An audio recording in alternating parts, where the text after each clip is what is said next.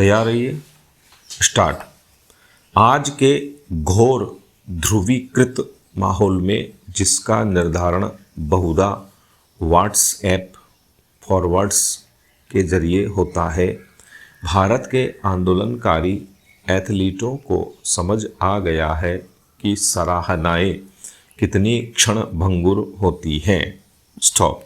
जिन लोगों ने पदक विजेता पहलवानों को सिर आंखों पर बैठाया था, उन्होंने ही अब उनसे किनारा कर लिया है। जिन्हें पहले नायक नायिकाओं की तरह पूजा गया था, उन्हें ही अब पॉलिटिकल टूल किट गैंग के सदस्य बताया जा रहा है। जब वे गंगा में अपने पदक फेंक आने की बात करते हैं तो उन पर नौटंकी करने का आरोप लगाया जा रहा है। उन्हें एंटी नेशनल तक का तमगा दे दिया गया है। यौन उत्पीड़न जैसी समस्या को रोशनी में लाने के लिए उनकी सराहना करने के बजाय उनसे उनके आरोपों को साबित करने के लिए प्रमाण मांगे जा रहे हैं। जो विक्टिम हैं वे ही आरोपों के घेरे में हैं, जबकि जिन पर आरोप लगाया गया है वे आसानी से बच जा रहे हैं। कोई भी स्ट्रीट प्रोटेस्ट जब लंबा खिंच जाता है तो वह देर सबेर सत्ता से आमने सामने की मुठभेड़ वाली स्थिति में आ जाता है।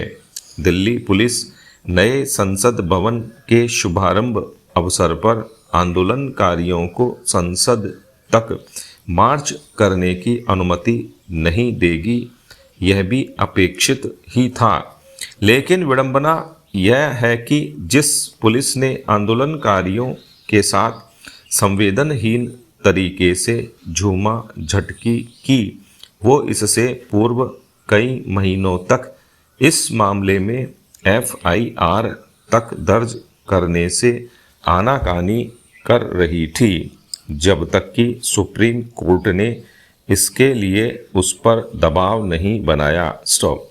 जनवरी में जब यह आंदोलन पहल शुरू हुआ था, तब मैं जंतर मंतर पर गया था। हमारे खेल प्रशासन का ढांचा कुछ ऐसा है कि अगर आप क्रिकेटर नहीं हैं तो अपनी आवाज़ बमुश्किल ही उठा सकते हैं। इसके बावजूद इन ओलंपियन एथलीट्स ने जिस तरह का साहस दिखाया वह उल्लेखनीय था। स्टॉप। जब मैंने विनेश फोगाट से पूछा कि आपने आवाज़ उठाने में इतना समय क्यों लगाया, तो उन्होंने कहा, आपको अंदाज़ा है यह हमारे लिए इतना कठिन है। अगर हमने यौन उत्पीड़न की बात कही होती तो हमारे पेरेंट्स हमें ट्रेनिंग करने से रोक देते और हमारी शादियां करवा देते। यही कारण है कि हमें अपने एथलीट्स की सराहना करनी चाहिए, उल्टे उन्हें भला बुरा नहीं कहना चाहिए। फोगाट बहनों और साक्षी मलिक जैसी एथलीट साधारण नहीं है। वे भारतीय खेलों की दुनिया में नए मानक स्थापित करने वाली लड़कियां हैं और उनके प्रभाव का दायरा उनके आंकड़ों से कहीं दूर तक फैला हुआ है। पुरुषों की बपोती समझे जाने वाले खेल में उन्होंने अपनी पहचान बनाई है। जब कोई लड़की कुश्ती के अखाड़े में उतरती है तो वह न केवल एक परिपाटी को तोड़ रही होती है, बल्कि सदियों के पूर्वाग्रह और लैंगिक विभेद को भी चुनौती देती है। उनका जीवन संघर्ष ग्रामीण हरियाणा सहित अन्य राज्यों की लड़कियों के लिए बेटी बचाओ बेटी पढ़ाओ जैसे नारों से अधिक प्रेरक साबित हुआ है। लेकिन राष्ट्रीय गौरव और लैंगिक सशक्तिकरण के प्रतीक बनने के बावजूद ये एथलीट हमारे खेल प्रशासन में व्याप्त सत्ता के असंतुलन को चुनौती नहीं दे सके। स्टॉप।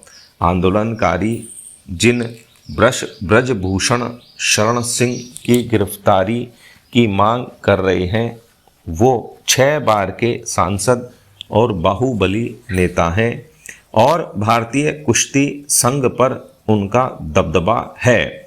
उनका केंद्रीय यूपी की राजनीति में भी खासा प्रभाव है, जहां खेल अधिकारीगण 5 सितारा सुविधाओं का उपभोग करते हैं, वहीं एथलीट्स से उम्मीद की जाती है कि वे अक्सर किसी मैकशिफ्ट आवास में रहकर दूसरे दर्जे के स्टेटस को चुपचाप स्वीकार कर लें।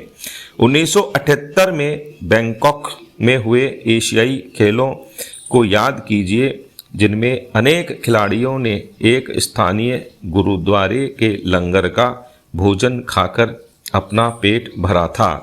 एक अन्य अवसर पर एक खेल फेडरेशन के अधिकारी दिल्ली के आज़ाद मार्केट से पुरानी चादरें खरीद लाए थे ताकि उनसे खिलाड़ियों के ट्रैक शूट बनाए जा सकें।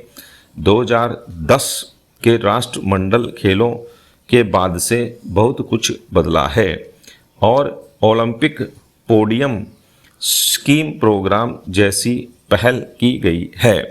विभिन्न खेलों के खिलाड़ियों के प्रदर्शन में निखार आया है और खेलों की दुनिया में भारत का सितारा पहले से बुलंद हुआ है।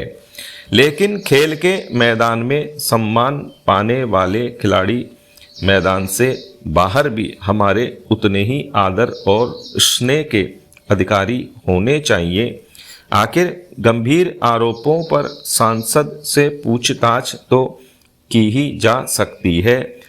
पोस्को एक्ट के प्रावधान तो लागू किए ही जा सकते हैं। उल्टे आरोपी सांसद को संसद भवन के शुभारंभ समारोह में वीआईपी गेस्ट की तरह निमंत्रित किया गया था। ऐसे में कभी न्याय मिलेगा? स्टॉप।